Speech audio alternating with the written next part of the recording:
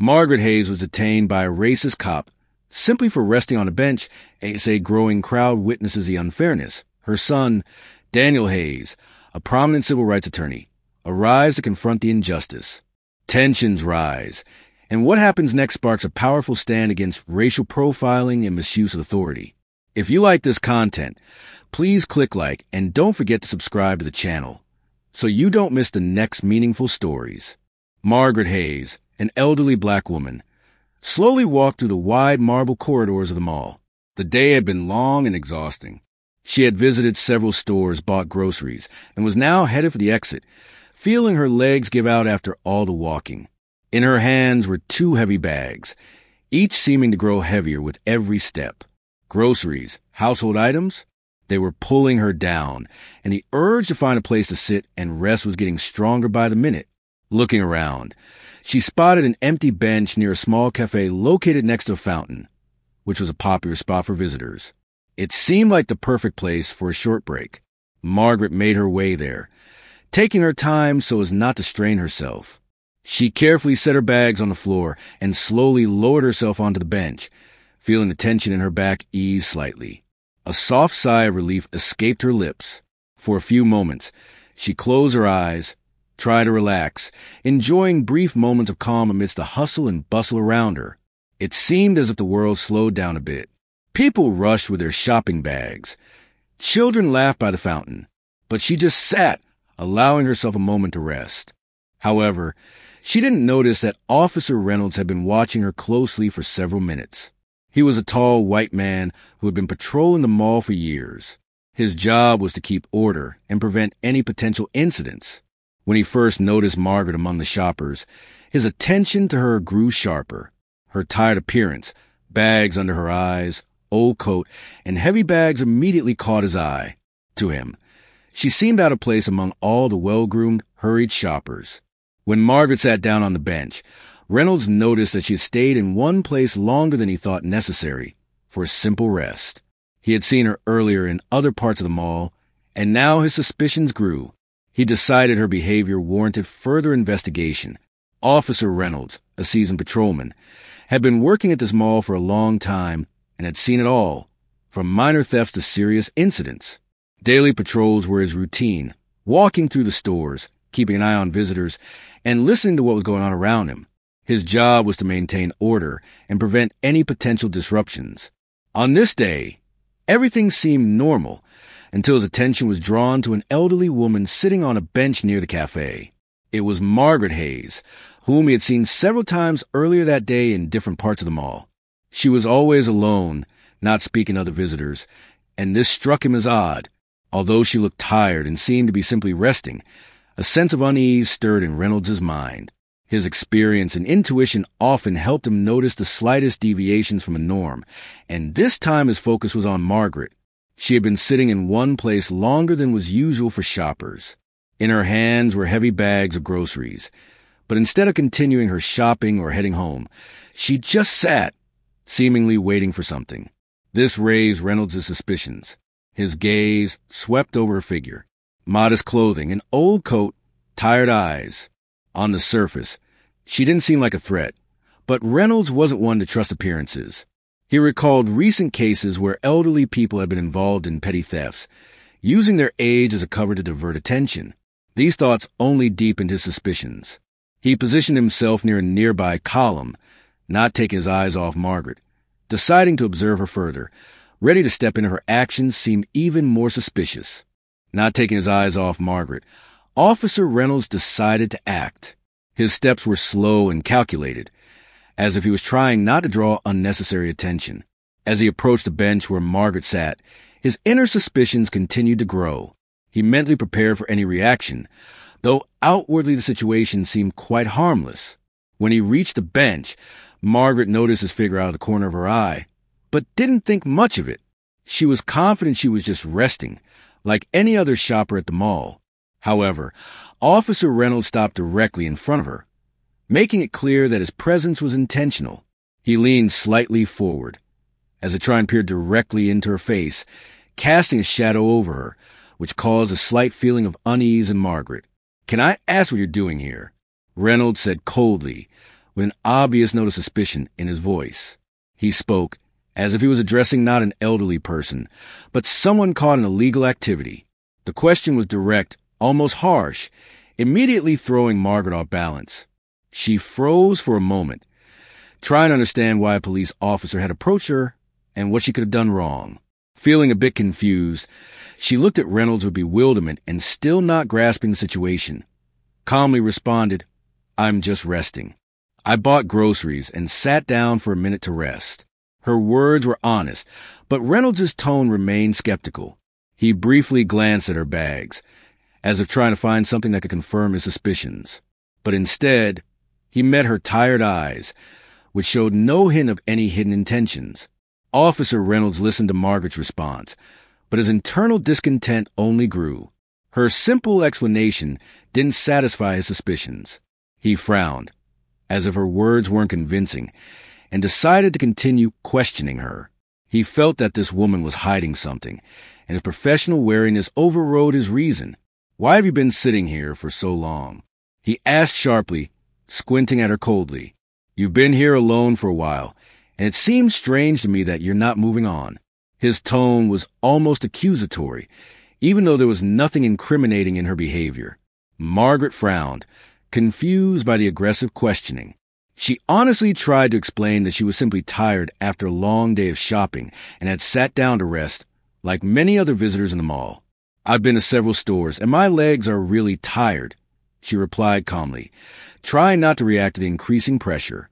"I just needed to sit down for a few minutes." But Reynolds wasn't about to let the situation go. He felt that her answers didn't match his expectations. He was convinced that people who acted suspiciously always try to hide their true motives. He pressed on, insisting that her behavior raised doubts. "You've been sitting here too long. This doesn't look like a simple rest. Why aren't you going home or continuing your errands?" he asked with a tone of challenge, as if trying to catch her in a lie. Margaret began to feel uneasy. She didn't understand why she was being treated with such suspicion. In her eyes, the police officer was turning from protector of order into someone who was trying to accuse her for no reason. Despite the growing sense of injustice, she tried to remain calm. "I'm just resting. I'm not bothering anyone," she said quietly, hoping this would end the conversation. But Reynolds persisted, his suspicions unwavering. Despite Margaret's calm and clear explanations, Officer Reynolds was not satisfied with her answers. His suspicion seemed only to grow, and he made a decision to take things further. "I think you're acting suspiciously," he stated coldly. Deciding to err on the side of caution, he chose to detain Margaret for further questioning. "Show me your ID," Reynolds demanded, his voice official and unyielding. Margaret, confused, looked at him, unsure why she was being asked to present identification in what seemed like a simple rest in the mall. Her hands trembled slightly with anxiety, but she slowly reached into her bag for her ID. Those nearby, who had been watching the situation, began to exchange glances. Many had seen Margaret simply sitting on the bench, and there was nothing suspicious about her behavior or appearance. One bystander, a middle-aged man, whispered to his wife, "Why are they detaining her? She was just sitting like everyone else."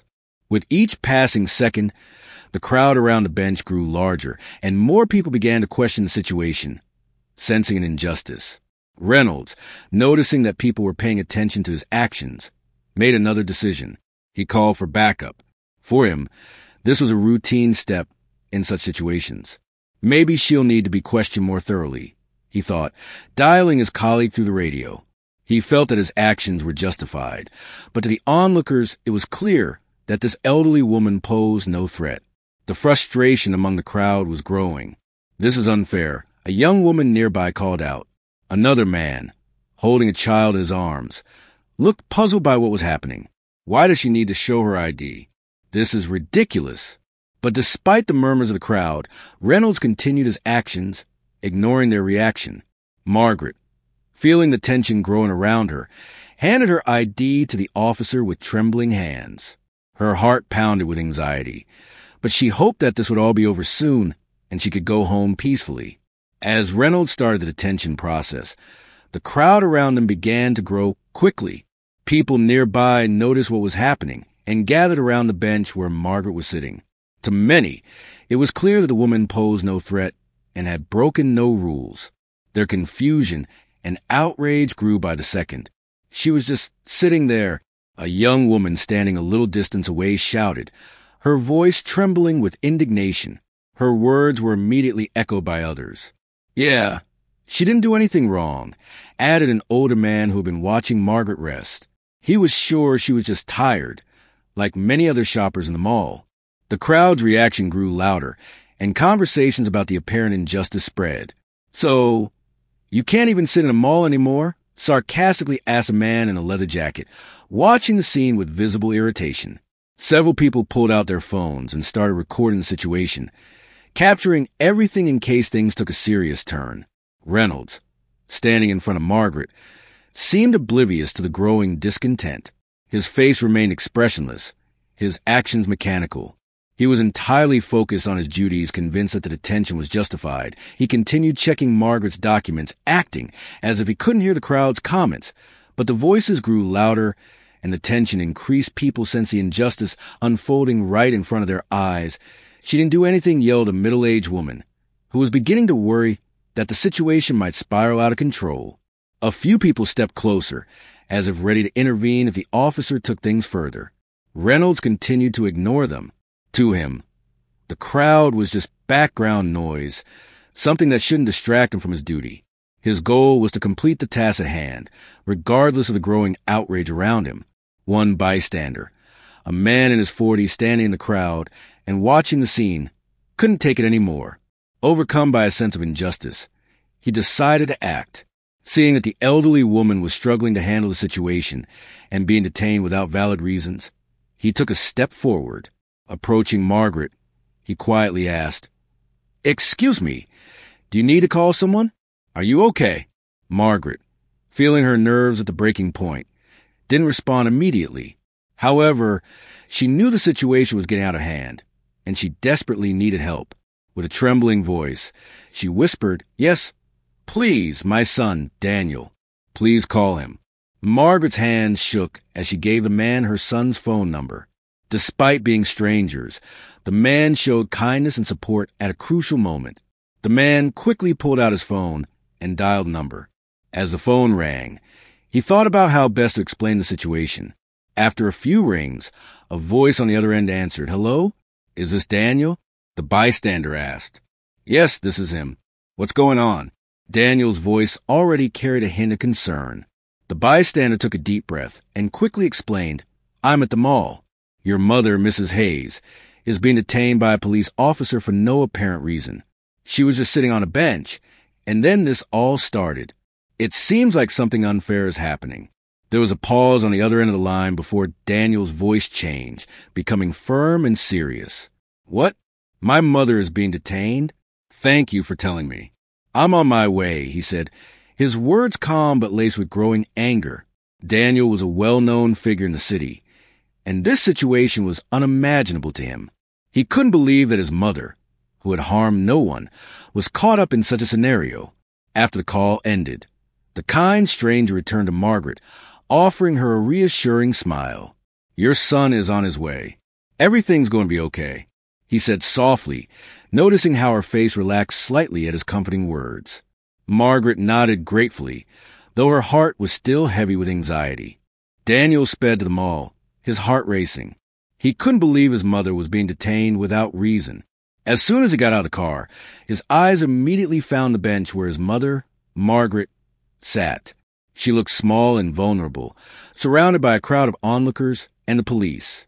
Daniel felt his anger boil inside. Quickly approaching the scene, he headed straight for Officer Reynolds. His steps were firm, his gaze sharp and determined. As he got closer, the tension in the air only grew. The crowd leaned in, waiting to see what would happen next. "Why are you detaining my mother?" Daniel demanded, his voice trembling with anger, though he was trying his best to stay composed. His words came out as a challenge, and the onlookers, who had already begun to doubt the fairness of Reynolds' actions, murmured in agreement, their gazes full of judgment. At first, Officer Reynolds barely acknowledged Daniel's presence. To him, This was just another concerned relative trying to interfere in the process. He glanced briefly at Daniel and responded curtly, "Your mother's been sitting here for an unusually long time, and I decided a check was necessary." He spoke as if this was a routine procedure.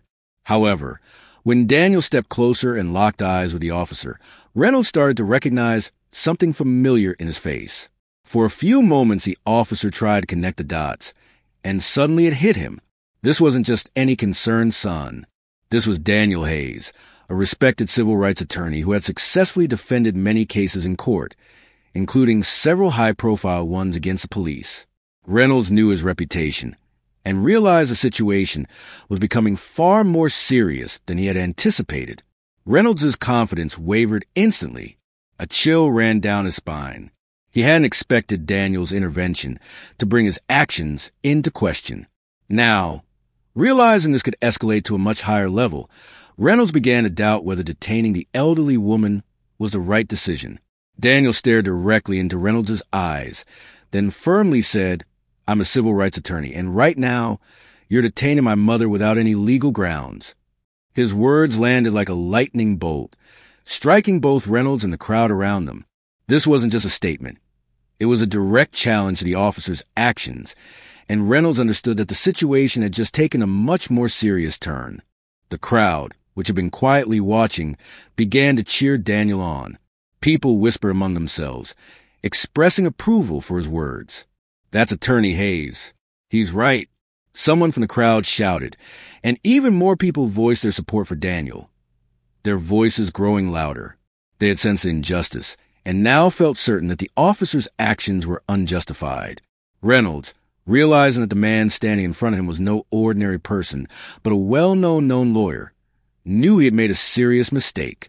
All his previous suspicions about Margaret now seemed unfounded and hasty.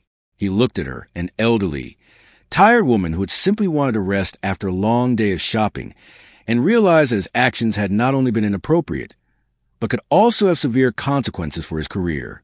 The crowd around them continued to swell, and the murmurs of discontent turned into outright disapproval. Reynolds could feel the tension building, and knew that the situation could spiral out of control if he didn't take action. He took a step back, his confidence completely gone. Now he saw not a suspicious figure, but a woman he had unjustly detained without cause. "I may have acted too quickly," Reynolds muttered, his voice losing its earlier firmness. He began to realize that pushing further would only make things worse. This detention was unnecessary, he admitted, taking another step back, feeling the eyes of the crowd on him. His actions now seemed excessive, even to himself. After admitting his mistake, Officer Reynolds quickly returned Margaret's documents, doing his best to defuse the situation. He apologized for the detention, realizing he had gone too far. Daniel watched his every move, and only when his mother was fully released did he turn back to the crowd, who continued to watch closely. "My mother was treated unfairly," Daniel announced loudly, scanning the crowd. "I will not let this incident go unaddressed. The actions of this officer will be investigated." His voice was firm and resolute, a promise to seek justice. The crowd erupted in applause. They supported Daniel in a pursuit of fairness. Many had witnessed the injustice firsthand, and their joy at the resolution in Margaret's favor was palpable. Although Officer Reynolds was allowed to walk away without further charges at the moment, he knew his actions would now be scrutinized at a higher level. He nodded silently, feeling growing concern for his future, and walked away, leaving the crowd and Margaret behind. Margaret, still somewhat shaken, finally breathed a sigh of relief. She smiled gratefully at her son, her eyes filled with gratitude. "Thank you for coming," she said softly, barely holding back tears. Daniel, hugging his mother, reassured her that justice would prevail. In the days that followed, the incident gained widespread attention. Videos of the detention, recorded by bystanders, quickly spread on social media, sparking a wave of discussions about police conduct. Under public pressure, the police launched an internal investigation. This case became an example for re-examining how officers engage with citizens in such situations, particularly with the elderly and minorities. For Margaret, the incident served as a reminder of how fragile justice can be, but also the power of family and community support to restore balance. And for Daniel, it was yet another victory in his fight for the rights and dignity of people. And for Daniel, it was yet another victory in his fight for the rights and dignity of people like his mother, who face injustice every day